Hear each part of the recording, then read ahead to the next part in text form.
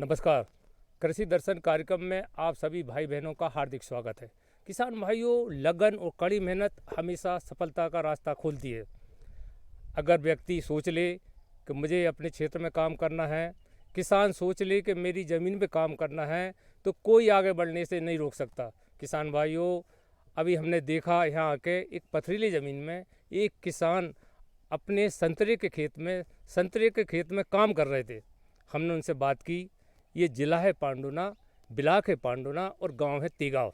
और हमारे साथ है एक ऐसे किसान जिनसे आप उदाहरण ले सकते हैं, आपके लिए अनुकरणीय बन सकते हैं, श्री नरेंद्र जी ठाकरे। उनका कार्यक्रम में स्वागत है। नरेंद्र जी, सबसे पहले आप जैसे किसान भाइयों को ये बताएं कि ये सफलता की क्या कहानी, कहाँ से शुरुआत की आपने? सर नमस्ते, मैं नरेंद्र पिता श्यामराव ठाकरे, ग्राम तीगांव, तहसील पांडुना, जिला पांडुना, मध्य प्रदेश। सर, मेरी खेती गांव से 6 किलोमीटर दूरी पे ग्राम बोरगांव करके एक गांव है। वहाँ पे अपना रकबा 30 से 32 एकड़ का टोटल रकबा है। सर, मैं खेती 2000 से लगभग स्टार्ट की है। तो मैंने शुरू में 200 पौधे लगाए थे।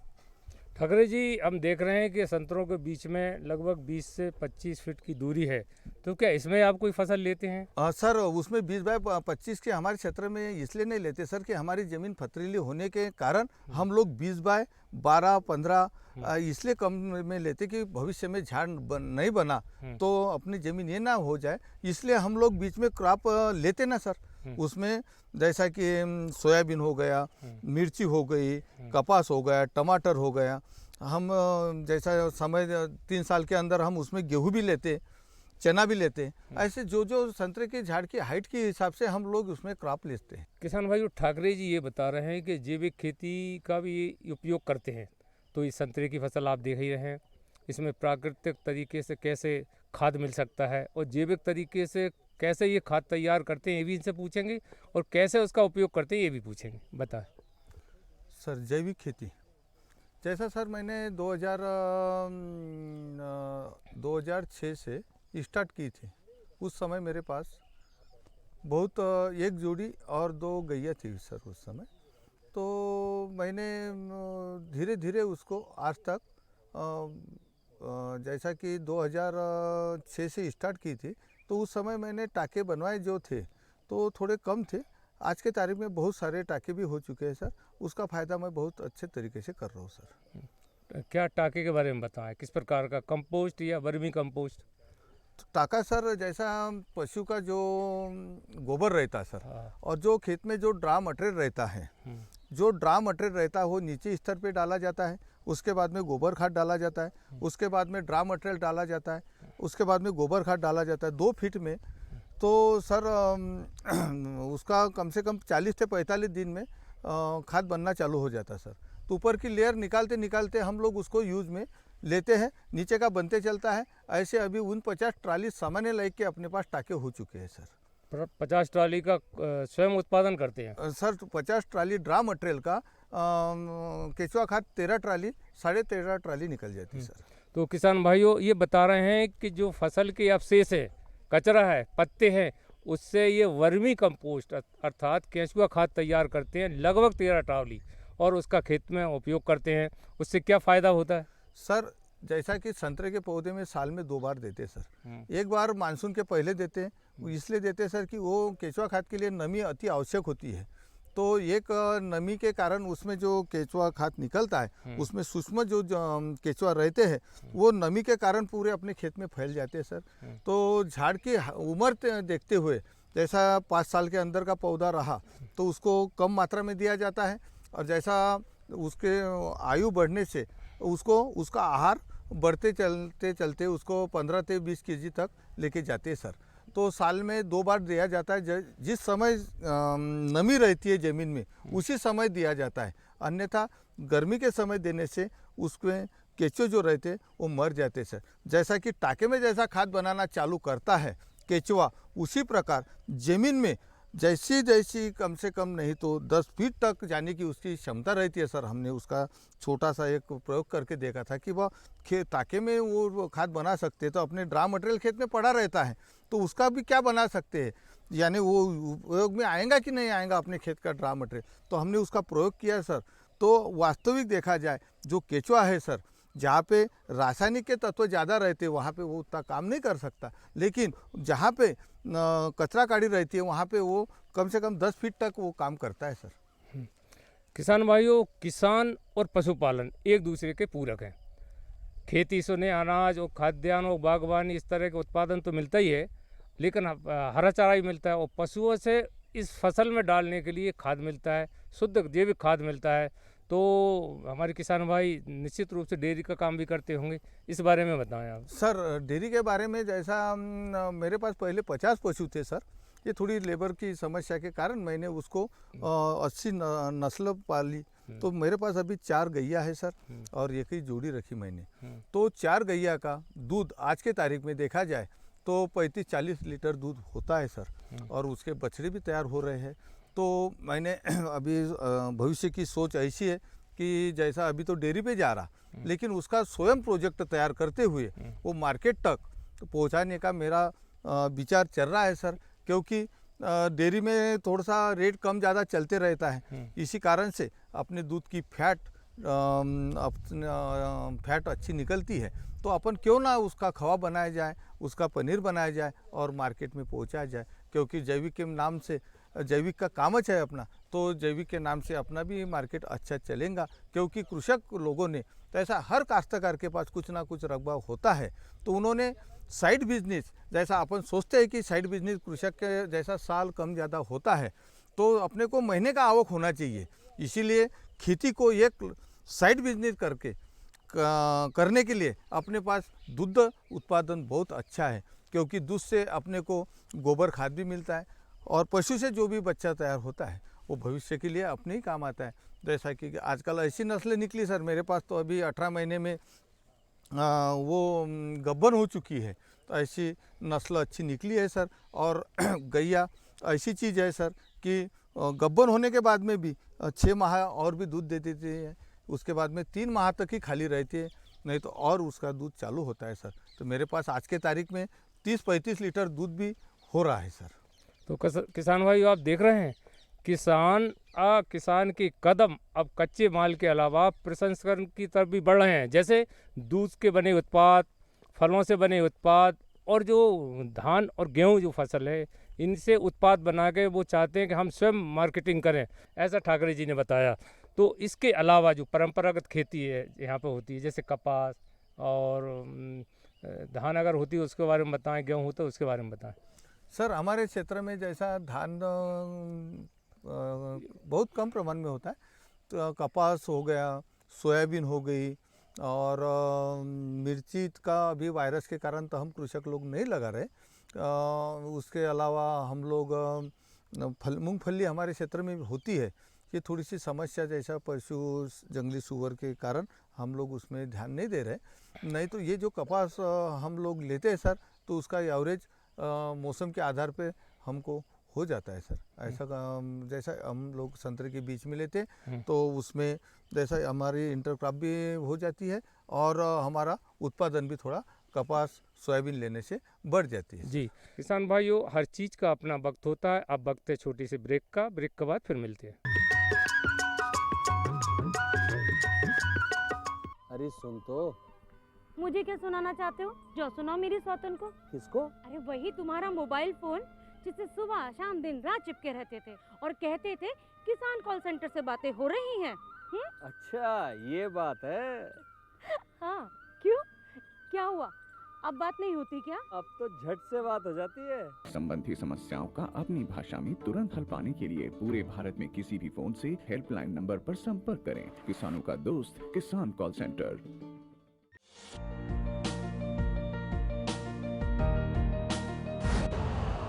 यूरिया का स्वदेशी उत्पादन 70 लाख टन बढ़ाने के लिए 6 उर्वरक संयंत्रों का उद्धार किया जा रहा है। FCIL के गोरखपुर, सिंदरी, तलचर और रामागुंडम संयंत्र, HFCL की बरौनी इकाई और BVFCL की नामरू फोर्थ। सोने पर सुहागा ये है कि देश में अब बनेगा सिर्फ नीम लेपित यूरिया, क्योंकि इससे होगा किसानों का फायदा ही फायदा। अनाज का उत्पादन 10% तक बढ़ेगा। बढ़ेगी 10 से 15% नाइट्रोजन क्षमता।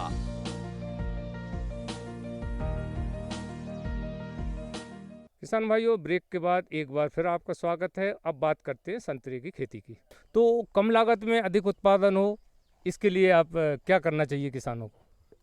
सर, कम लागत में, जैसा कि कम लागत में खेती करना है तो अपने को रासायनिक जो खाद है उसको, जैसा अपन एक लागत कम करने के लिए अपने पास खेती करना है तो पशुपालन अति आवश्यक है। पशुपालन जो अपन करेंगे तो पशुपालन के माध्यम से अपने को 3 चीज़ मिलेंगी। मैंने पहले ही बताया था कि वह 3 चीज़, अपने तीनों भी चीज़ काम की है। जैसा कि गैया पालने से अपने को दूध तो मिलेगा ही मिलेगा, उसका गोबर भी काम का है, उसका गोमूत्र भी काम का है। आजकल नई नई टेक्नोलॉजी गोमूत्र के माध्यम, गोमूत्र, कोड़ू नीम की पत्ती, सीताफल की पत्ती, ये 16 प्रकार के जो पत्तियां है उसका एक अपने पास स्प्रे के लिए दवा बनती है। सर, बहुत सारी दवा गोमूत्र के माध्यम से, जैसा झाड़ के ऊपर हमारे जो संतरे के पौधे हैं सर, उसको जो डिंकिया निकलता है उसके लिए गोमूत्र, देख रहे हैं नहीं सर, डिंकिया ये वाले कॉर्नर से निकलता है सर, यहाँ से नीचे से निकलता है। जी, जी। इसको डेट सूखी बोलेंगे सर। जी। तो जो नीचे से जो डिंकिया निकलता है सर, उसके लिए जैसा पेस्ट, गोमूत्र और नील तोता और थोड़ा चूना, तीनों मिला के अपन ने लगाया तो वहाँ का परसेंटेज बहुत कम हो जाता है सर। तो गोबर पशुपालन से अपने को बहुत सारे फायदे होते हैं सर। जैसा खेत के लिए गोबर भी हो जाता, गोमूत्र का ही फायदा है, और गैया का जो बछड़ा तैयार होता है अपना भविष्य का भी, उसका अपने को आवक का स्रोत बन जाता है। तो सर, जो कम लागत की खेती करना है तो अपने को पशुपालन के तरफ मुड़ना बहुत अनिवार्य है सर। ठाकरे जी, जो हमारे नौजवान भाई बहन हैं, किसान, खास तौर से किसान पुत्र जो हैं, वो पढ़ लिख कर नौकरी की तरफ भागने का मन करते हैं, तो युवाओं को खेती में पे क्या आप आर्थिक रूप से मजबूत हो सकते हैं? हो सकते हैं सर। आजकल क्या है सर, नई पीढ़ी खेती में इसलिए इंटरेस्ट नहीं ले रही कि जैसा कि मार्केट थोड़ा कम ज़्यादा हो जाता है। जैसा अभी हमारे यहाँ 2 दिन पहले एक आंधी तूफान आ गया, संतरे थोड़ा परसेंटेज नीचे आ चुका है। तो उनको भविष्य के लिए वो थोड़ा ये आनाकानी कर रहे हैं। और उसमें क्या होता है सर, सीजन के समय का, जैसा हमारे क्षेत्र में अभी तक 6,000 साढ़े 6,000 रुपये इस कपास था, अभी एकदम 7,500 रुपये हो गया। तो काश्तकार के पास से आवक क्रॉप चली जाती है, उसके बाद में रेट बढ़ता है। तो नई पीढ़ी को ऐसा लग रहा है कि वह ये क्यों ना ये किया जाए उन्होंने, लेकिन उसमें क्या हिम्मत रखना चाहिए। नई पीढ़ी ने हिम्मत इसलिए रखना चाहिए कि मेरे पास भी वो स्रोत था पहले कि वह मैं कैसा करूं, मैं 0% से स्टार्ट कर रहा हूँ, तो इंटरेस्ट खेती में लूँ क्या नहीं लूँ, लेकिन उसमें इंटरेस्ट नई पीढ़ी ने जरूरी लेना चाहिए। क्या होता है सर, एक छोटा सा उदाहरण देता हूँ, सादे भाषा में देता हूँ। जैसा आजकल कंपनी में लड़के बच्चे जाते हैं, 15-20 हज़ार रुपये महीना मिलता है। 15-20 हज़ार में आजकल बाहर सिटी में क्या होता है, सिटी जैसा मेरे पांडुरना जिले की बात बताओ, यहाँ से पांडुरना जिले में गए और 20 हज़ार की नौकरी की, तो परिवहन का उसका खर्च मेंटेनेंस करो, बाइक का खर्च मेंटेनेंस करो, उसका किराया रूम का मेंटेनेंस करो, तो उसके हाथ में 5,000 रुपये भी नहीं आएंगे। मेरा नई पीढ़ी के लिए, मेरे स्वयं के बच्चे को भी बता रहा हूँ कि बाहर पढ़ाई करो, पढ़ाई अपने भविष्य की खाली नहीं जाएंगी। पढ़ाई ऐसी चीज़ है, वो अपनी पूंजी है। पढ़े लिखे लड़के ने खेती के ऊपर इसलिए ध्यान देना चाहिए, जैसा सर ने बहुत अच्छा पॉइंट पूछा कि खेती नए लड़के क्यों नहीं कर रहे, उनको दिख नहीं रहा ना। लेकिन मेरा कहना ये है, जैसा आप बोलते हैं कि बाप मेरे को खेती करना है लेकिन पशुपालन नहीं करना है, मेरे को गोबर को हाथ नहीं लगाना है, जब तक अपन गोबर को हाथ नहीं लगाएंगे तब तक अपनी प्रकृति अच्छी नहीं रहेंगी। अपने पास 2 पशु, 2 एकड़ खेती है, खेती का तो आवक जो आएगा वो आएगा। अपना दुधारू उत्पादन, जैसा कि अपन ने असली नस्ल पाली कि बहुत 20 लीटर दूध देने वाली गैया ली और उसका मिनिमम 40 रुपये रेट पकड़ा जाए, 4 दूने 800 रुपये रोज अपना आवक आ गया। उसमें पशु आहार हो गया, ढेप हो गई और अन्य खर्चे हो गया। अपनी भी जो लगाने की ये हो गए 200 रुपये गए, अपने पास 400 रुपये बचते। 400 में और 200 रुपये ये करो। और गैया पालने से एक बार पूंजी तो जाएंगी, लेकिन मेरा यही अनुमान है नए पीढ़ी को कि ऐसा साइड बिजनेस जमा, जैसा अपन ने दूध का आपको पॉइंट बताया कि 20 लीटर गैया, 20 लीटर गैया जैसा 2 पशुपालन अपन ने 2 गैया पाली। आजकल 20 लीटर की भी गैया आती है, 15 लीटर की आती है, 25 लीटर 30 लीटर तक की नस्ल आजकल आती है। लेकिन देखा जाए तो वास्तविक खेती आजकल युवा पीढ़ी तो नहीं कर रहे, लेकिन करना चाहिए। मेरा उनसे निवेदन है, क्योंकि खेती ऐसी चीज़ है, थोड़े परिश्रम की चीज़ है, और उसमें जो आनंद आता है खेती में, आप ये मत सोचो कि भाई इस साल हवा धुन आई तो ये गया, उस साल वो हवा धुन आई वो गया। मैं जब से खेती कर रहा हूँ, मेरे को 15 एकड़ से मेरे को 30 एकड़ तक परमेश्वर ने मदद दी। मेरा परिश्रम अभी तक यानी खाली नहीं जाने दिया, कुछ ना कुछ आवक आते रहता है। जैसा खेती में अभी मैंने कपास लगाया था, कपास में अभी टमाटर निकल गए तो कैसे ही 10-15 कैरेट टमाटर चालू रहते हैं। हफ्ते में नहीं ज़्यादा 20 कैरेट ही निकले, तो अभी रेट थोड़े से कम ज़्यादा चल रहे, तो 250-300 रुपये भी गया। तो ऐसा इधर उधर से कुछ दूध का, कुछ कपास का, कुछ संतरे का, तो कुछ ना कुछ मेंटेनेंस होते रहता है। खेती एक लाभ का धंधा है, हर कृषक ने उसमें करना चाहिए। कुछ अपनी खेती में जैसा घास हो गया, कुछ कचरा हो गया, उससे केचुआ खाद बनता है। थोड़ा परसेंटेज गोबर खाद, 25% गोबर खाद, 30% कचरा काड़ी, कुछ परसेंट हरा चारा, ऐसे मिलके गोबर खाद का केचुआ खाद बनता है। अपने खेत में यूज़ करो। मैं तो मेरे स्वयं के खेत में कोई अर्जेंट आया तो मैं देता हूँ, नहीं तो मैं मेरे स्वयं के खेत के लिए यूज़ करता हूँ। तो ऐसा हर कृषक ने हिम्मत रखते हुए, ऐसा नहीं कि भाई इस साल मेरे पास गए साल 20 लाख आए थे, इस साल तो 20,000 आए। वो 20,000 अपने को ये सिखाने के लिए आए हैं कि वह तुम्हारे में कुछ कमी है, तो वो कमी अपने को ही संशोधन करना है। मेरा कृषक भाइयों से नम्र निवेदन है कि अच्छी खेती करो, लगन से खेती करो। मैं तो मेरे स्वयं के हिसाब से कम 18 से 20 घंटे देने का प्रयास करता हूँ, और जितना समय देंगे उतना अपने को धरती माता में तो वो ताकत है कि एक दाने के 51 दाने, जैसा उदाहरण के लिए गेहूं की उम्मी में कितने दाने तैयार करते हैं, ऐसे हर सोयाबीन के एक पौधे में कितने दाने तैयार करते हैं। अपने मध्य प्रदेश को सोने की चिड़िया क्यों कहा गया है कि यहाँ पे हर चीज़ होती है। तो मेरा सब कृषक भाइयों से नम्र निवेदन है, आग्रह है कि खेती में इंटरेस्ट लो।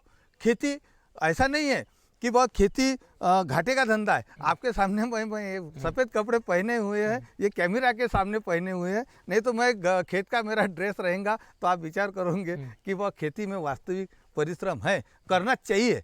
करने से क्या होता है, अपनी तबीयत भी तंदुरुस्त रहती है, और जो गोबर को हाथ लगता है अपना, तो उससे कई प्रकार की बीमारियां शरीर के बाहर चली जाती है। गोमूत्र को जब अपन गैया लगाते हैं, आजकल टेक्नोलॉजी तो बहुत निकली, आप नहीं गैया लगाओगे तो मशीन के माध्यम से निकलेगा, लेकिन ऐसे कई चीज़ें हैं कि वो अपने को स्वयं को भी करना अनिवार्य है, अपने सेहत के लिए, अपने परिवार के लिए, अपने देश के लिए सबके लिए करना अति आवश्यक है। क्योंकि ये चीज़ खाली नहीं जाएंगी, और खेती में आप लगन लगा के करोगे कि कोई बोलते मेरे को नौकर नहीं मिला, कोई बोलते मेरे को लेबर नहीं मिला। आजकल सब प्रकार के यंत्र निकल रहे हैं, यंत्र के माध्यम से, कुछ अपने मेहनत के माध्यम से, कुछ समय से समय निकालते हुए करके छोड़ देना चाहिए। गाने से तो गाथा बनती ही बनती रहेंगी, लेकिन करने से उसका हल भी निकलते जाएगा। मेरा कृषक भाइयों से नम्र निवेदन है कि खेती में इंटरेस्ट लो, लगन लगाओ। ऐसा मत सोचो कि इस साल इतना हुआ तो अगले साल कितना होगा। ठाकरे जी, इतना विशाल बगीचा हमने देखा आपके संतरे का, लेकिन इसका पौधरोपण कैसे होता है, फिर फल आने तक इसकी कैसे देखरेख होती है, क्या सावधानी हमारे किसान भाइयों को बरतना चाहिए? सर, इसके लिए पहले नर्सरी तैयार की जाती है सर, जम्बीरी की। 1 साल के बाद में उसको बडिंग करते, 6 माह के बाद में बडिंग करके उसके ऊपर यह ऐसे संतरे की आग लगाई जाती है सर। उसके 6 माह के बाद में उसको निकाल के दूसरे जगह लगाया जाता है, नर्सरी से निकाल के ज़मीन में लगाया जाता है। तो हम लोग उसको पहले गड्ढे करके, जैसा कि किसी को 12x20 पे लगाना है, किसी को 15x15 पे लगाना है, तो गड्ढा खोदने के बाद में उसको झाड़ लगाया जाता है सर। झाड़ लगाने के बाद में जैसा जून जुलाई माह में पानी, जैसी बारिश स्टार्ट होती है, बारिश ज़मीन के लायक पानी होने के बाद हम लोग उसको लगाते हैं। लगाने के बाद में उसके 1 साल का पौधा। होने के बाद में हम लोग उसको जैसा उसमें जैसा हर प्रकार का जैसा जो जो तत्व लगता है, नाइट्रोजन की पूर्ति, सल्फर की पूर्ति, जो भी 16 प्रकार के तत्व जो है वो मांगने का बताता पौधा, उस समय हम लोग उसको देते हैं सर। उसको 3 साल के बाद में 4 साल के बाद में उसको फल आना चालू हो जाता है। हमारे क्षेत्र में वैसा देखा जाए तो 5 साल के बाद ही फल आता है। तो उसमें हमारे क्षेत्र में एक मृगबार आता है सर, एक अम्बियाबार आता है। अभी ये जो आप देख रहे हैं सर, ये मृगबार है, जिसका जून जुलाई माह में जब मानसून का पानी आता है उसी समय उसका फल आना, बारिश परिपक्व होने के बाद में ज़मीन में नमी, उसको हम लोग जो जो तत्व देना है वो तत्व देने के बाद में भी फल आता है। ये हो गया मृगबार का। अम्बियाबार जनवरी फरवरी ये 2 माह में हम थोड़ा तड़न देते हैं सर, उसके बाद में पानी देते, उसके बाद में उसमें फल आना चालू होता है। तो अभी इसके बाद में ये मृग के बाद में अम्बियाबार आना चालू हो जाएगा सर। तो हमारे ऐसा रूटीन चलता रहता है सर। जैसा मानसून के कारण कभी कभी मृगबार कम ज़्यादा हो जाता है, लेकिन अम्बियाबार हर कृषक के हाथ में कि कैसा लेना चाहिए, क्योंकि पानी देने की भी अपने पास सुविधा रहती है उस माह में। और मात्र मई माह में थोड़ा टेम्परेचर ज़्यादा होने के कारण थोड़ी गलन होती है, तो उसके लिए हमको पानी की ज़्यादा मात्रा देना पड़ता है। मई माह में हमारे क्षेत्र में थोड़ा कम ज़्यादा पानी का स्रोत रहने से हम लोग उसमें ठिम्बक के माध्यम से पानी देते हैं सर। नरेंद्र जी, एक बात और हमारे समझ में नहीं आ रही कि ये पथरीली ज़मीन है, तो जो किसान आपकी बात सुनकर संतरे की खेती करना चाहें तो किस तरह की ज़मीन होना चाहिए? क्या पथरीली में ये नहीं होगी या ज़्यादा गहरी ज़मीन हो, इस संबंध में ही बताएं। सर जैसा कि अभी अपन पांडुना जिले में खड़े हैं, तो मेरा अनुभव, मेरा जो जहाँ तक मेरा अनुभव है मैं बताता उसका ये बताना चाहता हूँ कि जैसा हम लोग पांडुना जिले से है और हमारे जिले से एक सौसर ब्लॉक लगा हुआ है। हमारे जिले से अभी मुल्तई तहसील लगी हुई है सर। अपन जहाँ खड़े हैं वहाँ से 6 किलोमीटर दूरी पे संतरे के पौधे नहीं होते। उन्होंने प्रयास किया लेकिन होते नहीं। और ये जो सौसर ब्लॉक है वहाँ पे अम्बियाबार ज़्यादा रहता है। सर अच्छा पॉइंट पूछा आपने कि सर संतरे के लिए हर ज़मीन सूटेबल नहीं होती। जैसा कि लालबरी ज़मीन में हमका यानी मृगबार आता है, काली के ज़मीन में अम्बियाबार का ज़्यादा फल पकड़ के रखता है, और जहाँ पे चुनखड़ी का आंग बोलते हैं सर वहाँ पे पीलापन ज़्यादा होता है। तो हर क्षेत्र में संतरे का पौधा नहीं तैयार होता है। जो जो एरिया है, जैसा कि पांडुना जिले में और सौसर जिले ब्लॉक में यहाँ पे 4 टेम्परेचर का फर्क गिरता है सर। तो हमारे यहाँ पे अम्बियाबार कम रहता है तो सौसर ब्लॉक में अम्बियाबार ज़्यादा रहता है। हमारे यहाँ मृगबार रहता है तो वहाँ पे मृगबार नहीं रहता है। सर हर क्षेत्र में नहीं रहता है, लेकिन जैसा काश्तकार की व्यवस्था देखते हुए, ज़मीन की पोत देखते हुए उसका कृषक प्रयोग करता है। उसके माध्यम से उसके यहाँ पे फल रहते हैं। जैसी मेहनत करेगा वैसा उसका साइज भी बनता है सर। तो हर एरिया में कम ज़्यादा संतरे का प्रमाण रहता है सर। नरेंद्र जी, आपने अपने अनुभवों का लाभ हमारे देश और प्रदेश के किसानों को दिया। आप इतनी बढ़िया खेती कर रहे हैं, आपको बहुत बहुत धन्यवाद, बहुत बहुत धन्यवाद। किसान भाइयों, वो समय भूल जाओ जब किसान भाई पूरी साल मेहनत करते थे और मुश्किल से रोजी रोटी जुटा पाते थे। समय बदल गया है। किसान भाइयों ने अपनी सूझबूझ, नई तकनीक अपनाकर खेती में अपार सफलता प्राप्त की है। अभी आपने एक सफल किसान को देखा, लाखों रुपए साल कमा रहे हैं। ऐसे एक किसान नहीं, जिस क्षेत्र में हम खड़े हैं संतरे की फसल में अनेक किसान भरपूर पैदावार ले रहे हैं और आर्थिक रूप से मजबूत हो रहे हैं। अगले कार्यक्रम में फिर किसी ऐसे ही गांव में एक सफल किसान से फिर मिलेंगे। तब तक के लिए नमस्कार।